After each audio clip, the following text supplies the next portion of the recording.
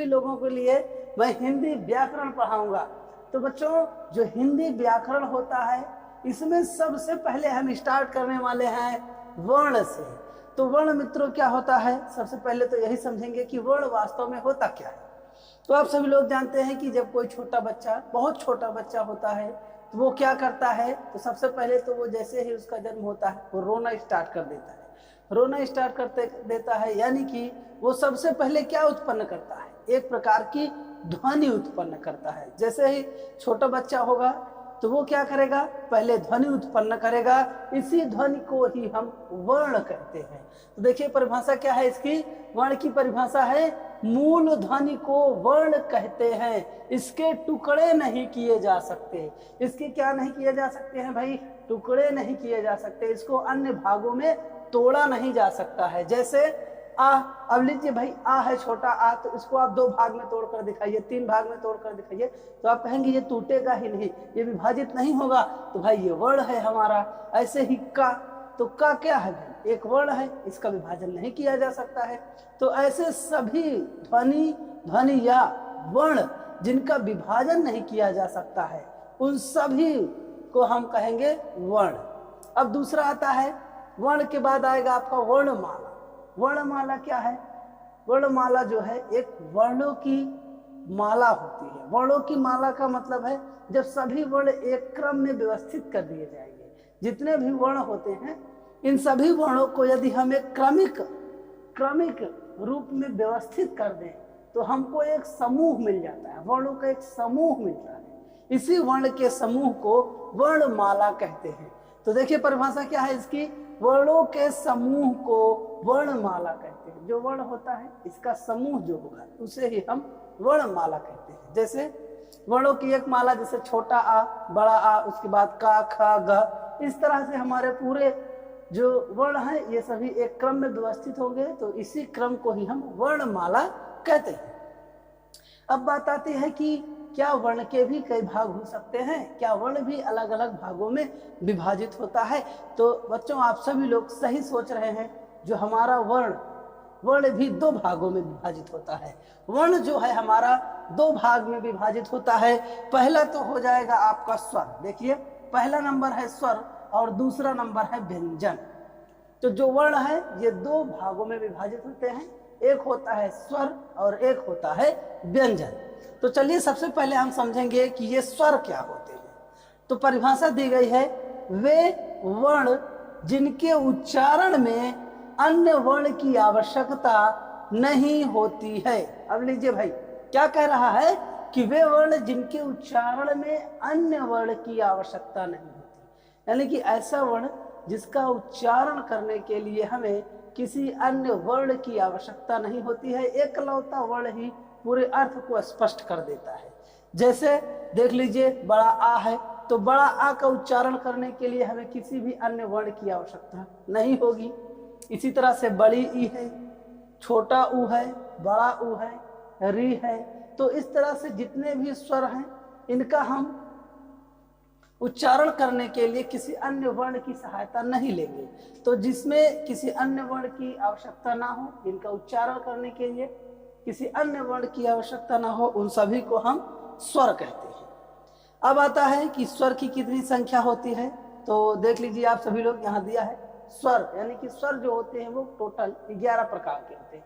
वैसे देखा जाए तो मूल स्वर 16 प्रकार के होते हैं, लेकिन हम अभी केवल 11 प्रकार सीखेंगे। उसके बाद जो 5 स्वर और हैं मैं इनको अलग से आपको बताऊंगा। अब इसमें देखते हैं जो स्वर है, स्वर के प्रकार। तो जो स्वर हमारे हैं तो क्या इनको भी विभाजित किया जा सकता है, स्वर को भी अलग अलग भागों में रखा जा सकता है। तो जो स्वर होते हैं उनको भी 2 भाग में तोड़ते हैं। पहला नंबर आएगा आपका मूल स्वर और दूसरा है संयुक्त स्वर। मूल स्वर क्या होता है, वह स्वर जिसमें केवल एक ही प्रकार के वर्ण प्रयुक्त किए जाते हैं। याद रखिएगा, मूल स्वर वह स्वर होता है जिसमें एक ही वर्ण का उपयोग किया जाता है, मूल स्वर। अब इसमें दोनों अलग अलग स्वरों को आपस में मिलाया जाएगा तो एक नया स्वर बन जाएगा, उसे ही हम कहते हैं संयुक्त स्वर। जैसे देखिए ऐ, तो ऐ क्या है, एक संयुक्त स्वर है, ये आ और ए से मिलकर बनता है। जो छोटा आ है और ए, इन दोनों से मिल करके ऐ बनता है, तो ऐ क्या हो जाएगा आपका संयुक्त स्वर होगा। इसी तरह से औ क्या है, एक संयुक्त स्वर है, वो छोटा आ और ओ से मिलकर के बनता है। तो संयुक्त स्वर में क्या होंगे, दो अलग अलग स्वर होंगे, उन दोनों को जोड़ देंगे तो हमारा जो नया स्वर बनेगा उसको हम संयुक्त स्वर कहेंगे।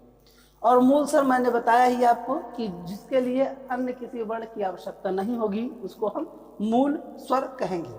तो चलिए अब हम देखते हैं कि जो हमारा मूल स्वर है ये कितने प्रकार का होता है और मूल स्वर के अंतर्गत जो पार्ट है उसमें कौन कौन से स्वर आते हैं। लिखने वाले हैं जो हमारा मूल स्वर है ये कितने प्रकार का होता है। अभी तो इसके पहले हमने सीखा कि स्वर कितने प्रकार के होते हैं, फिर उस स्वर में जो हमारा मूल स्वर था और संयुक्त स्वर था। उसके बाद अब हम देखने वाले हैं जो हमारा मूल स्वर है ये कितने प्रकार का होता है। तो यदि मूल स्वर की बात की जाए तो ये 3 प्रकार का होता है। पहला है ह्रस्व स्वर, दूसरा हो जाएगा आपका दीर्घ स्वर और तीसरा हो जाएगा प्लुत स्वर। तो मूल स्वर 3 प्रकार के होते हैं, ह्रस्व, प्लुत और दीर्घ। ये इस तरह से 3 स्वर होंगे आपके। अब सबसे पहले देखते हैं हम ये ह्रस्व स्वर क्या होता है। तो परिभाषा में आप देख ही रहे हैं, दिया गया है कि इन स्वरों के उच्चारण में कम समय लगता है, यानी कि जो ह्रस्व स्वर होगा इसके उच्चारण में बहुत कम समय लगेगा, यानी कि जब इसका उच्चारण करेंगे तो बहुत जल्दी कर लेंगे। जैसे आ, छोटा आ है तो इसका उच्चारण आप कैसे करेंगे, आ हो गया। छोटा ऊ है तो इसका उच्चारण कैसे करेंगे, ऊ, बस इतना करते हैं। ऊ, री, री से ऋषि है तो री, यानी कि इन सभी का उच्चारण हम बहुत जल्दी कर देते हैं थोड़े ही समय में। यानी कि जिन स्वरों का उच्चारण बहुत जल्दी हो जाए, कम समय लगे, तो उन सभी स्वर को क्या कहेंगे, ह्रस्व स्वर। अब आता है आपका दूसरा स्वर जिसको कहते हैं दीर्घ स्वर। अब इसमें क्या कह रहा है कि इन स्वरों के उच्चारण में अधिक समय लगता है। अधिक समय का मतलब है ज्यादा समय लगेगा। तो जिन स्वरों के उच्चारण में हमको ज्यादा समय लग जाए तो सभी स्वर क्या कहलाएंगे, दीर्घ स्वर, यानी कि इनके उच्चारण में हमको ज्यादा समय लगना पड़ता है। तो जो हमारे ह्रस्व स्वर हैं इन प्रकार के स्वरों में समय ज्यादा लगता है, उच्चारण करने में ज्यादा समय आएगा। जैसे देखिए आ, देखिए इसका उच्चारण कैसे कहेंगे, आ, और ई है तो कहेंगे ई, ऊ है तो कहेंगे ऊ, छोटा ऊ है तो कहेंगे ऊ, और बड़ा आ गया तो ऊ। ऐसे ही छोटी ई है तो ई, और बड़ी ई है तो ई, छोटा आ है तो आ, और बड़ा आ गया तो आ। इस तरह से आप देखेंगे तो जितने भी दीर्घ स्वर आ रहे हैं आपके, इनमें समय ज्यादा लग रहा है, उच्चारण करने में ह्रस्व स्वर की अपेक्षा ज्यादा समय लगता है। तो जिन स्वरों के उच्चारण में आपको ज्यादा समय लगे तो समझ जाइए कि ये दीर्घ स्वर है। और दीर्घ स्वर के संख्या की बात की जाए तो 7 दीर्घ स्वर जो है वो 7। अब आता है आपका प्लुत स्वर। देखिए तीसरा है प्लुत स्वर। तो कह रहे हैं कि इन स्वरों के उच्चारण में तिगुना समय लगता है। तिगुना का मतलब इन दोनों से भी ज्यादा लगेगा, यानी कि जितना हमको ह्रस्व स्वर में लगा या फिर दीर्घ स्वर में लगा, इन दोनों से ज्यादा समय लगेगा हमारा प्लुत स्वर में। याद रखिए प्लुत स्वर में ज्यादा समय लगना है। और इसका जो चिन्ह होता है ये इस तरह से होगा, जैसे देखिए ये 5 की तरह बनता है ना, ऐसे ऐसे घुमा करके, इस तरह से हमारा प्लुत स्वर होता है। और जैसे यहाँ उदाहरण मैंने लिख दिया है कि सुनो, ऐसे कहता है सुनो, ए, आओ, जाओ, ओ, मतलब कुछ देर तक इसका उच्चारण चलता रहता है। जैसे कह देगा सुनो, सुनो मतलब सुनो नहीं कह दे, सुनो, इस तरह से ज्यादा समय तक हम बोलते रहते हैं। इस साउंड में हम कुछ देर तक ऐसे बोलते रह जाते हैं। तो प्लुत स्वर क्या होगा, जिसमें तिगुना समय लगे, इन सभी से ज्यादा समय लग जाए। बस यही इतना कॉन्सेप्ट है आपका। अब है आप सभी लोगों का अनुनासिक, अनुस्वार और विसर्ग। अब इसको देखेंगे। तो सबसे पहले देखेंगे अनुनासिक। अनुनासिक क्या होता है, ऐसे स्वरों का उच्चारण नाक एवं मुंह दोनों से होता है। जो अनुनासिक है इसका उच्चारण हम मुख और नाक दोनों से करते हैं। जैसे देखिए गांव, तो गांव में हम क्या करते हैं, नाक और मुख दोनों से उच्चारण निकलता है। आप करके देख लीजिए, चाहे आप करेंगे तो मिलेगा गांव। ऐसे ही दांत, आंगन, तो आप देख रहे हैं कि नाक और मुंह दोनों से साउंड निकलता है, यानी कि जो ध्वनि होगी वो नाक और मुंह दोनों से एक साथ निकलेगी। तो इस प्रकार के स्वरों को हम अनुनासिक कहते हैं, जिसमें ध्वनि मुख और नाक दोनों से निकले, ये आपका अनुनासिक होगा। अब आता है आपका अनुस्वार।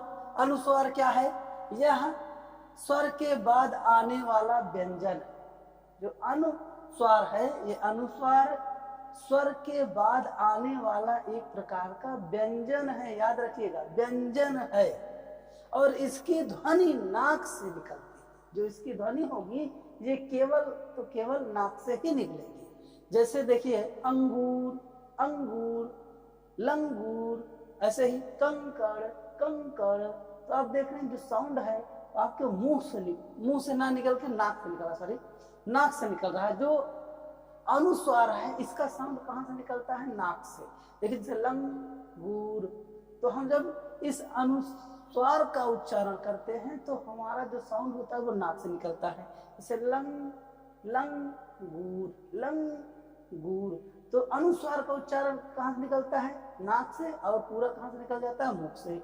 ऐसे ही कंकड़, कंकड़, यानी कि जो अनुस्वार होगा उसका साउंड कहाँ से निकलेगा? नाक से निकलेगा। अब इसी के बाद आता है हमारा विसर्ग। विसर्ग क्या होता है देख लीजिए, उसका साइन इस तरह से बनेगा, विसर्ग। तो इसका उच्चारण हा की तरह होता है। जो विसर्ग होगा इसका उच्चारण कैसे होगा? हा की तरह। हा, जैसे हा पढ़ते हैं हम सब ना, उस तरह से इसका साउंड निकलेगा। जैसे यहाँ पर देखिए अतः, अतः, हा निकल रहा है ना लास्ट में, अतः, तो लास्ट में हा जैसा साउंड निकल रहा है। तो जब हा जैसा साउंड निकल रहा है तो ये क्या है? हमारा विसर्ग है। इसी तरह से स्वतः, स्वतः, लास्ट में हा जैसा साउंड आ रहा है ना, स्वतः। इस तरह से जितने भी लास्ट में हा टाइप के साउंड निकलेंगे या फिर इस तरह से जो बिंदी लगी होगी तो उसको हम कहते हैं विसर्ग। और ऊपर एक बिंदी इस तरह से लगी होगी तो उसको कहते हैं अनुस्वार। और चंद्र बिंदी लग गई तो हमारा ये हो जाएगा अनुनासिक। इस तरह से तीनों का भेद है, आप पहचान लीजिएगा। इसी तरह से परीक्षा में पूछा जाता है, 4 शब्द देगा आपको और उसमें पूछ लेगा कि किसमें अनुस्वार का उपयोग हुआ है, किसमें अनुनासिक का उपयोग है, किसमें विसर्ग का उपयोग है। तो आप इस तरह से जब इसको बेसिकली अच्छे से समझे रहेंगे तभी आप परीक्षा में जा करके अलग अलग पहचान सकते हैं कि अनुनासिक क्या होता है और वो कैसा होगा, अनुस्वार क्या है उसका उपयोग कहाँ पर होगा, और विसर्ग क्या है इसका उपयोग कहाँ पे होगा। और इस तरह से आप क्लासिफाई कर सकते हैं और उसको पहचान सकते हैं। अब चलिए इसके बाद हम देखेंगे व्यंजन। और व्यंजन किसे कहते हैं, व्यंजन के प्रकार क्या होते हैं, इस तरह से हम पूरे व्यंजन को देखते हैं। अब यह है आप सभी लोगों के सामने व्यंजन। तो व्यंजन में परिभाषा दिया गया है, ऐसे वर्ण जिनका उच्चारण स्वर की सहायता से किया जाता है व्यंजन कहलाते हैं। तो यदि इसको हम सरल शब्दों में समझना चाहें तो वे सभी वर्ण जिनका उच्चारण करने के लिए स्वर का उपयोग किया जाता है व्यंजन कहलाते हैं। चाहे जो वर्ण आप ले लीजिए, सभी वर्ण में किसी न किसी स्वर का उपयोग किया जाता है। जैसे अभी आपके सामने मैं एक लेता हूं कि भाई ये का है, तो का कैसे बनेगा? आ और का और आ से मिलकर के जो का है उसमें छोटा आ की मात्रा भी लगी रहती है, याद रखिएगा। जो का उच्चारण हम करते हैं उसमें छोटा आ भी आता है। तो देख लीजिए आप, का उच्चारण करने के लिए हम एक स्वर का उपयोग किया है छोटा आ। तो इसी तरह से आप खा का उच्चारण करेंगे तो खा में देखिएगा लास्ट में छोटा आ का साउंड आएगा, खा यानी कि लास्ट में छोटा आ रहा है। इसी तरह से गा में क्या हो रहा है, लास्ट में छोटा आ का साउंड मिल रहा है, घ, अंगा, चा, छा, जा, झा, इया। तो इस तरह से हम देख रहे हैं कि जितने भी वर्ण हैं इनका जब हम उच्चारण कर रहे हैं तो लास्ट में हमको छोटा आ का साउंड मिल रहा है। तो छोटा आ का साउंड मिल रहा है, तो छोटा आ क्या है, हमारा स्वर है। तो देखिए जितने भी वर्ण आ रहे हैं सभी में हम स्वर का उपयोग कर रहे हैं। तो जिन वर्णों में किसी न किसी स्वर का उपयोग किया जाए वे सभी वर्ण व्यंजन कहलाते हैं, इतना याद रखिएगा। अब बात आती है कि व्यंजन के प्रकार। तो व्यंजन के प्रकार में हम देखते हैं तो व्यंजन वास्तव में देखा जाए तो 3 प्रकार का होता है। जो व्यंजन होता है ये 3 प्रकार का होता है। पहला नंबर तो आपका है स्पर्श व्यंजन। आप सभी लोग जानते हैं जो पहला नंबर है इसको कहते हैं स्पर्श व्यंजन। स्पर्श व्यंजन का तात्पर्य है कि ऐसे व्यंजन जिनका उच्चारण करते समय जीभ मुख के किसी न किसी भाग को स्पर्श करती हो, ऐसे वर्ण या फिर ऐसे व्यंजन जिनका उच्चारण करते समय जीभ मुख के किसी न किसी भाग को स्पर्श करती हो, स्पर्श व्यंजन कहलाता है। अब जो हमारी जीभ है जब हम व्यंजनों का उच्चारण करेंगे तो ये कहीं न कहीं मुख के किसी न किसी भाग को स्पर्श करती रहेगी। तो स्पर्श कर रही है तो स्पर्श व्यंजन है, स्पर्श नहीं करेगी तो भाई स्पर्श व्यंजन नहीं है। तो वे सभी व्यंजन जिनका उच्चारण करते समय जीभ मुख के किसी न किसी भाग को स्पर्श करती है, स्पर्श व्यंजन कहलाते हैं। अब यदि स्पर्श व्यंजन की बात की जाए तो स्पर्श व्यंजन की कुल संख्या 25 होती है। स्पर्श व्यंजन की कुल संख्या 25 होती है। और इसमें 2 व्यंजन और आपके आते हैं, देख लीजिए। ये जो आपका है ढा और ढा, ये दोनों व्यंजन को यदि जोड़ा जाए तो कुल व्यंजनों की संख्या 27 हो जाए। याद रखिएगा, यदि आपको ऑप्शन में 27 मिल रहा है तो आप 27 लगाइएगा, अन्यथा आपको 25 लगाना है। याद रखिएगा, जो मूल व्यंजन है हमारे 25 ही हैं और इसमें 2 व्यंजन बढ़ जाते हैं, ढा और ढा मिला करके।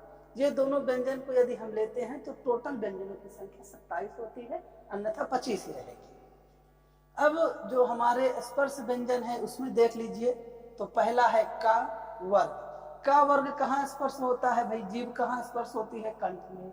तो का वर्ग का मतलब है का, खा, गा, घा, अंगा। तो इस तरह से जब आप इसका उच्चारण करेंगे तो जीभ का जो पोर्शन है, जीभ का जो भाग है, आप देखेंगे कि कंठ यानी कि अंदर यहाँ इस साइड में स्पर्श करती हुई मिलेगी। इसी तरह से चा वर्ग है, तो चा वर्ग का जब भी हम उच्चारण करेंगे तो जो हमारी जीभ होगी वो तालु को स्पर्श करेगी, यानी कि कंठ से थोड़ा सा आगे। जो हमारा कंठ है, कंठ से थोड़ा आगे आएंगे तो तालु मिलेगा। उसी तालु में चा वर्ग का उच्चारण करते समय जीभ स्पर्श करती है, जैसे चा, छा, जा, झा, इया। तो आप देख रहे हैं कंठ से थोड़ा सा आगे वाला जो पोर्शन है वहां पर हमारी जीभ स्पर्श कर रही है। इसी तरह से टा वर्ग आता है, तो टा वर्ग में आएगा टा, ठा, डा, ढा, अड़ा। तो इसका उच्चारण कहाँ से होता है भाई, मूर्धा। मूर्धा यानी कि जो हमारा तालु है उसके भी आगे वाला पोर्शन, उसके थोड़ा सा और आगे आ जाएंगे तो हमको मूर्धा मिलेगा, वहां पर हमारा टा वर्ग उच्चारित होता है। ता वर्ग में ऐसे ता था दा धा ना, ता था दा धा ना, तो इसका उच्चारण कहाँ होगा, दंत स्पर्श, यानी कि जो जीभ होगी वो दांत को स्पर्श करेगी। इसी तरह से पा वर्ग कहाँ उच्चारित होगा भाई, होंठ से उच्चारित होगा, यानी कि पा वर्ग का उच्चारण करते समय जो हमारा होंठ है वो आपस में स्पर्श करेगा, तो होंठों का स्पर्श होगा पा वर्ग में, इसलिए इसको कहते हैं होंठ स्पर्श। तो इस तरह से आपने देखा कि जो हमारा स्पर्श व्यंजन है, ये स्पर्श व्यंजन में जो स्पर्श करने वाले व्यंजनों की संख्या है वो 25 है और ये मुख के किसी न किसी भाग में स्पर्श करते हैं। अब इसमें मैं आपको एक ट्रिक बता देता हूँ। एक ट्रिक क्या है कि कैसे इसको आप याद करेंगे, इस तरह से देख लीजिएगा। यह ट्रिक हमारी आपके बहुत काम आ सकती है। यहाँ पर ही मैं इस ट्रिक को लिखता हूँ। तो देखिए क्या करेंगे आप, सबसे पहले एक ऐसे लाइन खींचिए। एयर लाइन नहीं खींचते हैं तो आप मुख बना लीजिए इस तरह से, ऐसे। ये देख सोच लीजिए कि हमारा क्या है, मुख का अंदर वाला पोर्शन है। तो यहाँ पर हमारा क्या होगा, कंठ होगा। ये हमारा यहाँ पर हो गया कंठ। कंठ से थोड़ा आगे आइएगा तो क्या मिलेगा, तालु मिल जाएगा। और उसके थोड़ा से आगे आएंगे तो मूर्धा मिलेगी, मूर्धा। ये देखिएगा मूर्धा, मूर्धा से थोड़ा से आगे आएंगे तो दांत जहां पर होता है वो वाला पोर्शन मिल जाएगा, यानी कि दंत वाला पोर्शन मिलेगा। और सबसे आगे आ जाएंगे तो यहाँ पर हमारा होठ ही होता है, ये इस तरह से होठ होता है ना, तो सबसे बाहर वाला भाग आ जाएगा आपका होठ। ये इस तरह से आप याद रखिएगा। सबसे अंदर वाला जो होगा वो कंठ, उसके थोड़ा सा आगे आएंगे तो तालु, तालु से थोड़ा आगे आएंगे तो मूर्धा, मूर्धा से थोड़ा आगे दंत, और दंत के आगे क्या है हमारा होठ है। अब का यहीं से स्टार्ट कीजिएगा। सबसे लास्ट में है आपका का वर्ग, का वर्ग है तो सबसे लास्ट है, यहाँ से स्टार्ट कीजिएगा। का वर्ग हो गया, का के बाद आता है चा वर्ग, तो ये हो गया आपका चा, का वर्ग, उसके बाद चा वर्ग, उसके बाद और आगे आएंगे तो टा वर्ग, उसके आगे आ गए तो ता वर्ग, और सबसे आगे हो गया ये पा। तो इसको आप कैसे याद करेंगे, आप भूल भी सकते हैं, तो आप सीरियल से याद रखिएगा। कचट तप, कचट तप, तप यानी कि कचट तप, याद रखिएगा ऐसे ही कचट तप, ये हो गया कचट तप। एक दो बार आप रिवाइज कीजिएगा, याद रखिएगा। कचट तप, कचट तप, कचट तप, कचट तप, याद रखिएगा। कचट तप यानी कि कचट तप, यानी कि चट तप, कचट तप, याद भी हो जाएगा। कैसे करना है तप, तप कैसे करना है, कचट करके, कचट यानी कि कचट से तप करना है। तो तप कैसे करना है, कचट से, तो याद रखिएगा कचट है ना, चटक नहीं करना है, चटक नहीं करना, चटक ऐसे नहीं करना है, कचट, कचट तप, कचट तप यानी चटक तप, ऐसा भी याद आप कर सकते हैं, याद हो जाए तो ऐसे भी याद कर सकते हैं। चटक तप यानी कि सीरियल से ऐसे याद रखना है, अंदर है, अंदर से का, चा, टा, ता और पा, इस तरह से कंठ, कंठ के बाद तालु, मूर्धा, दंत और होठ। इस तरह से हमारा पूरा याद करने का एक बेसिक छोटा सा ट्रिक था। तो चलिए अब हम इसके आगे देखेंगे जो हमारे हैं अंतःस्थ व्यंजन। अंतःस्थ व्यंजन को अर्ध स्वर भी कहा जाता है, और अंतःस्थ व्यंजन कहते किसको हैं, इसको समझने के लिए हम ये परिभाषा देखते हैं। तो इसमें दिया गया है, जिसके उच्चारण में जीभ मुख के किसी भी भाग को स्पर्श नहीं करती है, अंतःस्थ व्यंजन कहलाते हैं। तो क्या कह रहा है कि जिनके उच्चारण में जीभ यानी कि जीभ जो है, जीभ मुख के किसी भाग को स्पर्श नहीं करती है, बस सिंपल सा बात है, आपको रटना नहीं है, बस यही याद रखना है। अंतःस्थ व्यंजन में क्या होगा कि जीभ मुख के किसी भी भाग को स्पर्श नहीं करेगी। अंतःस्थ व्यंजन, अंतःस्थ व्यंजन में जब उसका उच्चारण करेंगे आप, तो जीभ मुख के किसी भी यानी कि किसी भी भाग को स्पर्श नहीं करेगी। और इनकी संख्या की बात की जाए तो अंतःस्थ व्यंजन 4 होते हैं। अंतःस्थ व्यंजन की जो संख्या है वो 4 होती है। अंतःस्थ व्यंजन है या, रा, ला और वा। इनका जब आप उच्चारण करेंगे तो आप देखेंगे कि जो जीभ है ये मुख की किसी भी भाग को स्पर्श नहीं कर रही है, बस सिंपल सा लॉजिक है। अब आगे देखते हैं हम। तो देखिए ये है आपका ऊष्म व्यंजन। तो ऊष्म व्यंजन में क्या है, वे व्यंजन जिनके उच्चारण में ऊष्मा निकलती है ऊष्म व्यंजन कहलाते हैं।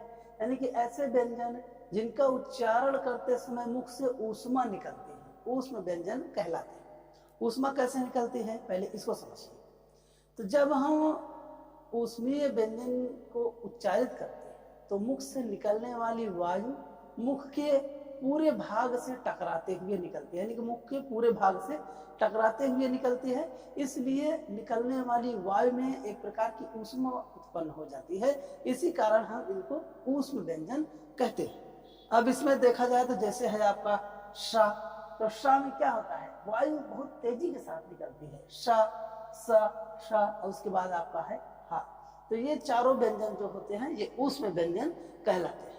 तो याद रखिएगा ऊष्म व्यंजन के अंतर्गत आपके तीनों सा होंगे और ये आपका जो हा है ये चारों मिलाकर के ही आपके ऊष्म व्यंजन होंगे। और ऊष्म व्यंजन का उच्चारण करते समय मुख से तेज वायु भी निकलती है, ये भी इसकी एक पहचान है। इसमें क्या होता है, वायु बहुत तीव्र गति से बाहर को निकलती है, बस इतना याद रखना है। अब आते हैं अल्प प्राण। अल्प प्राण क्या होता है, तो सबसे पहले हम इसमें समझेंगे प्राण। तो प्राण माने होता है वायु, याद रखिएगा, प्राण माने होगा आपको वायु, ठीक है, इतना याद हो गया। अब देखिए अल्प माने क्या होता है, कम, और प्राण माने वायु, भाई कम वायु, अल्प प्राण माने कम वायु, जिनके उच्चारण में कम वायु निकलती है, जिनके उच्चारण में कम वायु निकलती है, अल्प प्राण व्यंजन कहलाते हैं। बस इतना याद रखना है आपको कि अल्प माने होता है कम और प्राण माने वायु, जिनके उच्चारण में कम वायु निकलती है, अल्प प्राण व्यंजन कहलाते हैं। बस इतना याद रखना है। अब इनकी संख्या की बात की जाए तो संख्या ये होगी इनकी 18, यानी कि 18 अल्प प्राण व्यंजन होते हैं। अब चलिए देखते हैं महाप्राण क्या है। तो आपको मैंने बताया था प्राण माने वायु और महा माने अधिक। महा किसको कहा जाता है, जब अधिक संख्या हो, अधिक मात्रा हो तो कहते हैं महा, है ना। तो इस तरह से याद रखिएगा कि महा माने अधिक, प्राण माने वायु, जिसमें अधिक वायु निकले, ऐसे व्यंजन जिनका उच्चारण करते समय मुख से अधिक वायु निकले महाप्राण व्यंजन कहलाते हैं। यह जिन वर्णों के उच्चारण में अधिक वायु निकलती है उसे महाप्राण कहते हैं। और महाप्राण व्यंजन की जो संख्या है वो हो जाएगी आपकी 14, यानी कि 14 जो है ये महाप्राण व्यंजन है। अब इसमें देखते हैं कि वो कौन कौन से व्यंजन हैं जो अल्प प्राण हैं और कौन से व्यंजन महाप्राण। ये साथियों आप सभी लोगों के सामने ये देख लीजिए, मैंने का से लेकर के पूरा ज्ञा तक, ये लास्ट में ज्ञा तक, पूरा का से ज्ञा तक लिख दिया है। इसमें का खा गा घा अंगा चा छा जा झ इया टा ठा डा ढा ता था दा धा ना पा पा बा भ म या ला व श ह श रंग्या। इस तरह से पूरा मैंने का से ज्ञा तक पूरा वर्णन कर दिया है। अब इसमें देखेंगे जो हमारा पहला वर्ग है, पहला वर्ग नंबर ये हो जाएगा आपका फर्स्ट, ये दूसरा वर्ग, ये तीसरा वर्ग और ये चौथा वर्ग और ये लास्ट में आपका है पांचवा। इस तरह से पूरा का से लेकर के ज्ञा तक को हम 5 वर्गों में बांट देते हैं। ये हमारा पहला वर्ग है, ये आपका दूसरा यानी कि ये तीसरा और ये चौथा, इस तरह से ये पांचवा। ये हमारे पूरे 5 वर्ग है। इसमें से जो पहला यानी कि जो पहला है और ये तीसरा और ये पांचवा, पहला तीसरा पांचवा याद रखिएगा, पहला तीसरा और पांचवा। पहला तीसरा पांचवा जो होगा ये है अल्प प्राण, याद रखिएगा, अल्प प्राण व्यंजन, यानी कि इसी को कहा जाता है अल्प प्राण व्यंजन। ये आप सब लोग नोट कर लीजिएगा। पहला वर्ग, तीसरा वर्ग और पांचवा वर्ग अल्प प्राण व्यंजन है। तो भाई पहले वर्ग के अंतर्गत आएगा का, चा, टा, ता और ये पा, यहाँ तक पूरे अल्प प्राण है। और उसके नीचे थोड़ा सा ध्यान दीजिएगा, जो टिपिकल पॉइंट होता है जिसको लोग नहीं समझ पाते हैं। यहाँ पर नीचे साइड में देख लीजिए, तो मैंने यहाँ पर एक चौकोर काले रंग का ये डिब्बा बनाया है। इस काले रंग के डिब्बे में या, रा, ला और वा है, ये चारों भी अल्प प्राण व्यंजन कहलाएंगे। याद रखिएगा भाई, ये पहले तीसरे और पांचवें वर्ग का व्यंजन तो अल्प प्राण होगा ही, उसके साथ यहाँ जो या, रा, ला और वा, ये चारों हैं, ये भी आपके अल्प प्राण व्यंजन कहलाएंगे। ये मत सोचिएगा कि दूसरे के नंबर के नीचे यहाँ आपका रा आ रहा है। तो बहुत से बच्चे इसी में कंफ्यूजन में रहते हैं कि दूसरे वाले वर्ग में तो रा आता है, ये फिर महाप्राण होगा। तो भाई नहीं, इसमें ये जो आपका अपवाद है इसको आप नोट कर लीजिएगा, या, रा, ला और वा, ये भी आपके अल्प प्राण होंगे। इतना कंफर्म हो गया हो तो चलिए आगे चलते हैं। तो भाई एक बार फिर से स्टार्ट कर लेते हैं। जो हमारा अल्प प्राण है वो पहला, तीसरा और पांचवा होगा, और अपवाद में जो है आपका या, रा, ला और वा, इतना याद रखिए अल्प प्राण। अब चलिए कौन कौन से बच गए हैं। तो आपका बच्चा है दूसरा नंबर और चौथा नंबर, यानी कि दूसरा और चौथा, यही दोनों बचे हैं। तो भाई दूसरा और चौथा क्या हो जाएगा, दूसरा और चौथा हो जाएगा महाप्राण, ये हो जाएगा महाप्राण व्यंजन।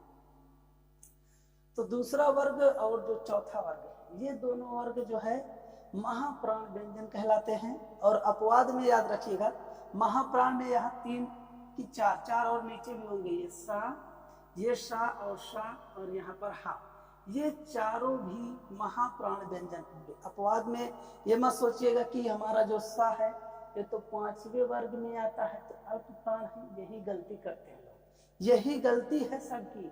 आपको ये गलती नहीं करना है, आपको ये गलती बचा देना है। तो ये सा है जो, और यहाँ सा, तीनों सा और हा, ये आपके महाप्राण व्यंजन कहलाएंगे, ये आप याद रखिए। और इसमें बच गए हैं 3 और, छ, त्रंग और ज्ञा। ये जो छ, त्रंग, ज्ञा है, इनको कहते हैं संयुक्त व्यंजन, याद रखिएगा। ये 3 जो बच गए हैं, ये तो ना महाप्राण के अंदर आए ना तो अल्प प्राण के अंदर आए। आपने देखा कि महाप्राण और अल्प प्राण में मैंने व्यंजनों को विभाजित कर दिया, उसके बाद हमारे पास 3 व्यंजन बच गए, छ, त्रंग, ज्ञा। तो भाई ये किस व्यंजन के अंतर्गत आएंगे? तो ये संयुक्त व्यंजन के अंतर्गत आते हैं, संयुक्त व्यंजन। अब चलिए संयुक्त व्यंजन यहाँ पर देख लेते हैं। ये है आपका संयुक्त व्यंजन। तो संयुक्त व्यंजन का अर्थ होता है वे व्यंजन जो अन्य व्यंजनों से मिल करके बने होते हैं। अन्य व्यंजन से मिल करके जो व्यंजन बनता है उसको संयुक्त व्यंजन कहते हैं। यानी कि 2 व्यंजनों का जोड़ा, 2 व्यंजनों को जब आपस में जोड़ देते हैं तो हमको एक तीसरा व्यंजन मिलता है, जिसको संयुक्त व्यंजन कहते हैं। जैसे उसमें था संयुक्त स्वर, इसी तरह से व्यंजनों में संयुक्त व्यंजन होता है। तो जैसे छ है आपका, तो छ किससे किससे मिलके बनता है? आधा का, सा और आ। इन तीनों से मिल करके हमारा छा बन जाता है। इसे देख लीजिए, आधा का होगा, सा होगा और आ होगा। इसी तरह से त्रा, त्रा किससे मिलके बनता है? आधा ता, आधा रा और छोटा आ। इन तीनों से मिलके त्रा बन जाता है। इसी तरह से ज्ञा, देखिए तो आधा जा, या और छोटा सा आ, इन तीनों से मिलके ज्ञा बनता है। इस तरह से ये तीनों व्यंजन हमारे संयुक्त व्यंजन होंगे, 2 व्यंजनों से या 2 से अधिक व्यंजनों से मिलकर के बने होते हैं। तो इस तरह से आपने देखा कि हमारे जो अल्प प्राण हैं वो कौन कौन से होंगे, महाप्राण जो है वो कौन कौन से होते हैं, इसमें संयुक्त व्यंजन क्या है, संयुक्त व्यंजन किन किन व्यंजनों से मिलकर के बनता है। तो इस तरह के जितने भी पॉइंट्स हैं मैंने आपको क्लियर करवा दिए। अब इसमें आपको कहीं भी कोई भी दिक्कत आ रही हो तो आप कमेंट बॉक्स में कमेंट करके मुझसे डिस्कस कर सकते हैं, मैं उनको और अधिक स्पष्ट कर दूंगा आपके लिए। और इसी तरह से वीडियोस पाने के लिए आप मेरे चैनल को सब्सक्राइब कर लीजिए, क्योंकि आने वाली जो वैकेंसीज हैं यूपीएसआई और यूपीपी, इन सभी परीक्षाओं या लेखपाल की परीक्षा हो, इन सभी परीक्षाओं में हिंदी के प्रश्न अनिवार्य हो गए हैं। तो इसलिए आप सभी लोगों से अनुरोध है कि यदि आप हिंदी वाला पोर्शन अपना कंप्लीट करना चाहते हैं, कि शुरू से आपको वीडियोस मिल जाए और आपको अंत तक पूरा वीडियो लगातार मिलता है, जिससे आपका 0 लेवल से स्टार्ट होकर के आपका कंप्लीट हो जाए पूरा हिंदी, तो चैनल को सब्सक्राइब कर लीजिएगा। क्योंकि मैं आपको डेली आप सभी लोगों को एक वीडियो दूंगा जिसमें आप सभी लोग हिंदी से संबंधित जितने भी क्वेश्चन होंगे उन सभी क्वेश्चनों को समझेंगे और कैसे उनको बनाना है वो भी सीख लेंगे।